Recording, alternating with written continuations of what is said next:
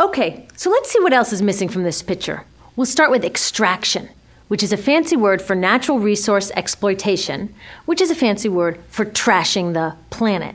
What this looks like is we chop down the trees, we blow up mountains to get the metals inside, we use up all the water, and we wipe out the animals. So here we are running up against our first limit. We are running out of resources. We are using too much stuff. Now, I know this can be hard to hear, but it's the truth, so we've got to deal with it.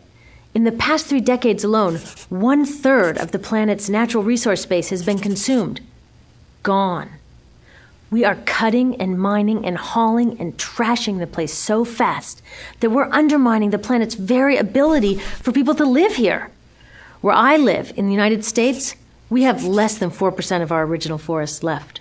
40% of the waterways have become undrinkable. And our problem is not just that we're using too much stuff, but we're using more than our share. We have 5% of the world's population, but we're using 30% of the world's resources and creating 30% of the world's waste.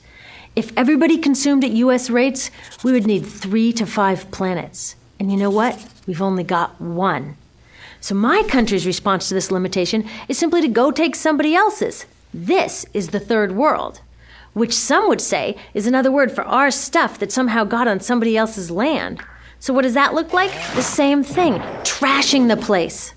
75% of global fisheries now are fished at or beyond capacity. 80% of the planet's original forests are gone. In the Amazon alone, we're losing 2,000 trees a minute.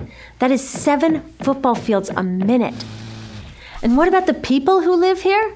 Well, according to these guys, they don't own these resources, even if they've been living there for generations. They don't own the means of production, and they're not buying a lot of stuff. And in this system, if you don't own or buy a lot of stuff, you don't have value.